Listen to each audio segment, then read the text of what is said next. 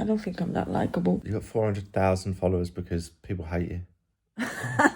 There is nothing more upsetting than waking up on a Sunday and the weather's like this and you don't have any ride out plans, because I'm a biker. And do you know how you can tell? By this. I should be going enduro, but I am not because I've got adulting things to do. Let's go and do it. The day only really starts with a shower. I'm on 2 WhatsApp groups that are about enduro riding local to me here, and I've just been sent pictures and videos from the little tour that the guys are out, and it literally pains me. It pains me so much that I'm not there. So basically, I do come from a road biking and track riding. So I've got 2 sports bikes, and then as of very recently, I did end up buying an enduro just because I genuinely don't know what to do in winter. And I need some sort of activity, and the gym is not enough and traveling is not enough. So I bought an enduro bike and absolutely fell in love with it. So you know how I'm saying today is an adulting day, but to be honest with you, I feel like I've got an adulting day every single day, because my story is that I came to England in 2015. I spent a little bit working in hospitality in hotels and restaurants, just to get to know the language, the culture, the country.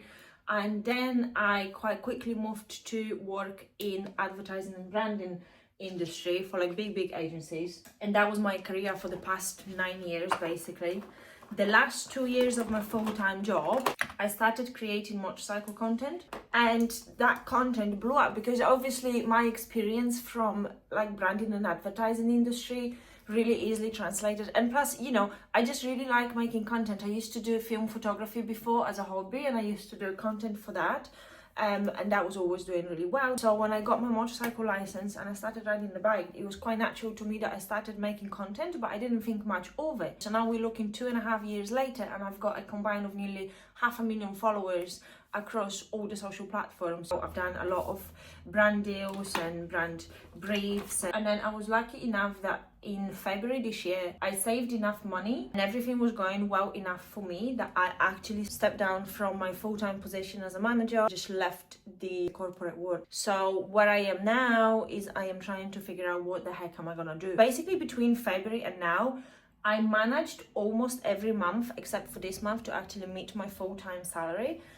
to match it with like brand deal, affiliate stuff. Also on top of that, I have 2 clients freelance that I do social media for them. One is a dealership and one is an ex-racer guy who's got a business now for servicing bikes and tires and whatnot. However, as the biking, like sports biking, is very seasonal, what that means is that one of my clients can extend the contract through winter, because his business kind of getting stalled at the moment. Where I am at the moment is I am trying to work out what the heck am I gonna do. I'm going through like business ideas, and what I struggle with as well is like I have about 50 business ideas every week, but every time it's like some of them like they come to my mind and then I'm like not really. Some of them they come to my mind and I feel super excited about it and then do absolutely nothing because I then start overthinking. Do you know what? There is a podcast that I've been listening to in the past and I really need to go back to it because I think it was really good. How I Get My First Million. So I stopped the video here for a second because I went back to Spotify to try to find this podcast. Now, he was this guy that launched multiple businesses. I can't remember his name, but he launched multiple businesses and he was basically saying how easy it is to make, to open a business in the basically digital world and digital industry. And he was talking about how his first product was a yoga mat and he wasn't even into a yoga but did a research and that and he was just so interesting, but I can't find it on Spotify now. The whole point is like, what do I do now, right? Because I've got all this experience, like this is my adulthood, this is how it looks like, this is how my brain works. It's just it's so many places like all the time, and I'm thinking, even if I'm like having a day off, which I don't really ever get because my head's always like, what should I be doing? What can I do? Like, how can I make money? How this, how that, how whatever. Like, I was doing the road biking and the track biking, and then I had a full-time job, so it kind of like balanced itself out. But now I don't have a full-time job, so now what am I gonna do more with the more time that I've got? So then I got the enduro bike, but then it's like, how am I gonna make my money? Because now it's winter and I can't really do it. So I am thinking like I've got this like quite special, unique set of skills because not only I've got the photography background, which kind of means that, I am visually talented and I do understand like the lighting, the framing, and, I'm saying this while I film on my phone. But overall when I make content, I'm quite aware of all of this. Then, you know, and then the other thing is I've got all this agency experience, the big agency experience. You know, I've kind of proven that I know what I'm doing by growing my own social media. And yes, the thing is, I could have grown it bigger because I know what people want to watch, but my choice for my social media specifically wasn't grow as such just to get the numbers, but it was to grow an actual bike family, almost as if that I know that pretty much I can guarantee that pretty much anyone who follows me is actually into bikes, because then you've got creators, and that's not to bash other type of creating, it's just like, you know, what I'm into. But you've got other creators that are just do general content that can be relatable to so many people because it's based on human interactions, right? So it's not about riding as such, but it's just almost like the bike is a prop for a different type of content. And, you know, that's a fabulous strategy and it works really, really well. And it's just some people like to do this. You know, I kind of am into learning to work on bikes and learning to ride better and show people how to get on track, as someone that comes from a background that has nothing to do with bikes, and, you know, don't have a riding daddy, I don't have a riding husband and all sorts. And, you know, I had to kind of get to everything on my own. Like when I was buying my first bike, I didn't even have a friend who would ride. I remembered one guy that was following my personal social media, that he had a bike on his profile picture. So I actually messaged him and I was like, hey, could you help me buy a bike?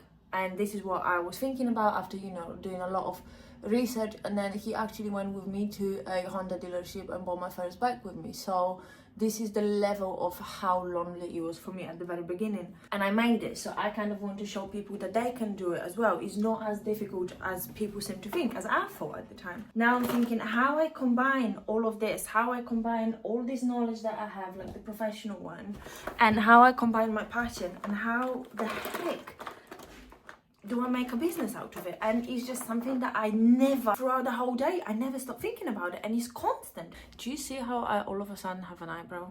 Like a nice one?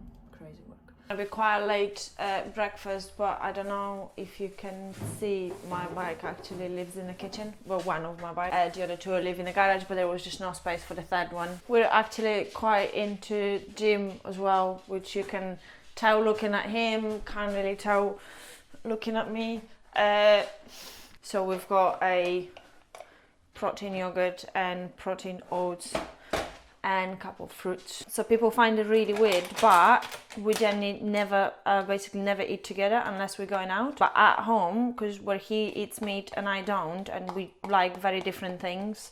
He eats quite plain, I eat more like Asian stuff. So, you know, we do shopping separate, we cook separate, we eat separate, and people just, for some reason, he made a TikTok about it once, and people just got really angry. I brought one of my dogs here to the field. He is a Romanian rescue, and he is muzzled due to his bite history. So this is a police order on him. But I brought him to a private field to meet my friend's dog, and that dog is very submissive, so it would be a perfect dog for Jess to meet. So we'll see how it goes. Yeah, it'll be fine for him. Listen, this dog wants a ball. Throw him a ball immediately.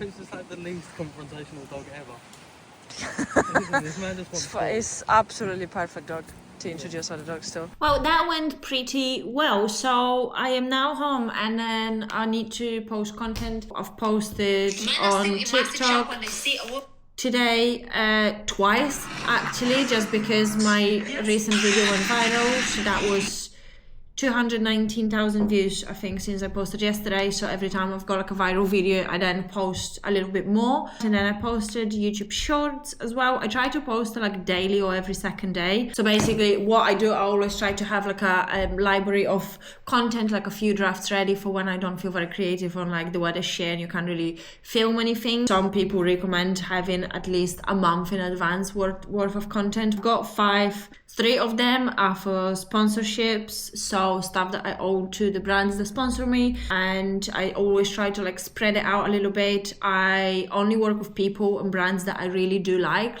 I pick the brand very often and I pitch for it, and there is quite a few I work with, but I always try to like spread the content. That's why like there is a lot of partnerships that I do believe in, but I also didn't accept purely for the fact that I don't want to turn my page into an advertising page.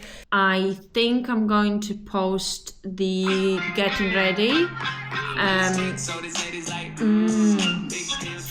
Yeah, I think I'm just gonna post the getting ready, and that's kind of like the way I post my content is also sometimes there's gonna be a product placement, but it's like an organic product exposure because it's something that I use anyway, or I want it, so I pitch to the brand to get it in exchange for content. But the way I do it is not necessarily like, oh, look at this product and this and then like unboxing or what. I do unboxing as well, but I do other things as well, right? So this one is just getting ready, and there is one product placement that I got from a brand that I really like and I want to work with, and they gave me this one product just as like a gift to secure future collaboration, because they're currently making me a custom kit for a judo.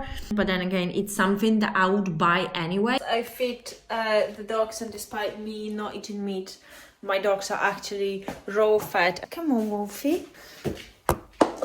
There we go. Go on in, puppy. I love you. Got meal prep to do as well today, so we're currently in a calorie deficit, 1600 calories. I've been on this for 4 weeks. I've got 11 more weeks to go because I've got my little goal of getting to 54 by the end of the year, basically for my Arabic Christmas in Dubai and Oman. So we're going away then, and I want to get to 54 again. I don't need it, it's more like a mental challenge for me, and to help me achieve this I basically meal prep. And I think today I'm gonna make red curry with tofu and sweet potato. And then basically the way I do, I just go on Pinterest and I try to look for the inspiration. So I kind of also have a look like what I've got in the fridge. I've got a whole jar of jalapenos, so maybe I'll do something Mexican as well. So I hate wasting foods. I've got this Pinterest board here that I can always go back to. It's like basically 2 years worth of different recipes that I've tried. So whenever I don't actually have an idea, there is so many different things as well. So based on like different things that I found in my fridge, I made a little shopping list now, and that should last me for basically a week.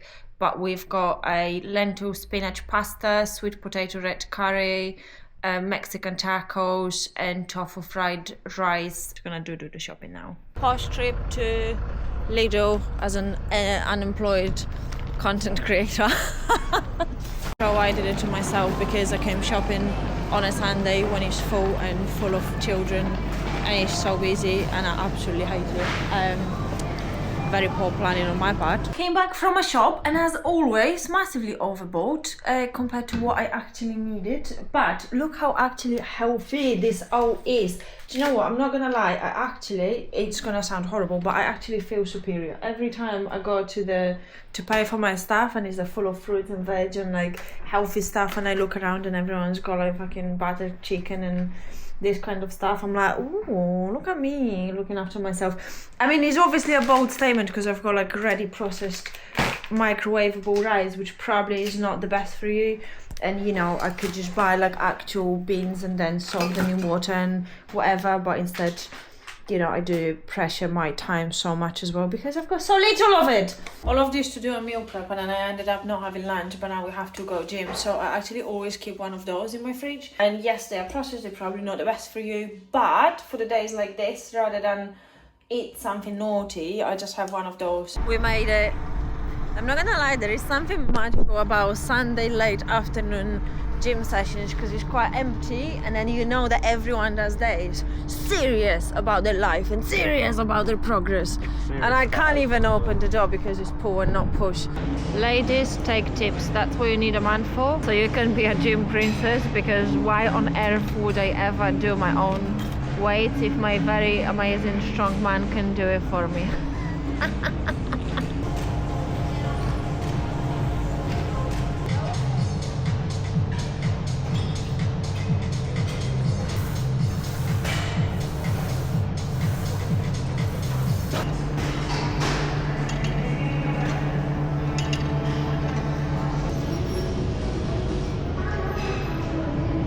Did a Sunday afternoon gym sesh, legs, shoulders, bit of toes.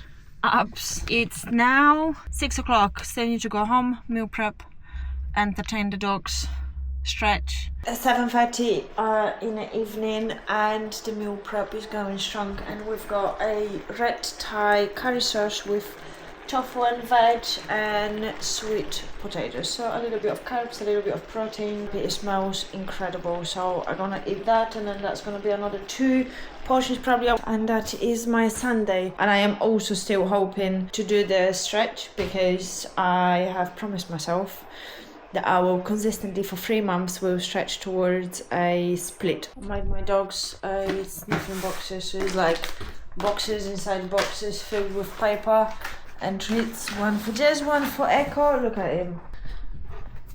Sit down. Leave. Leave it. Come here.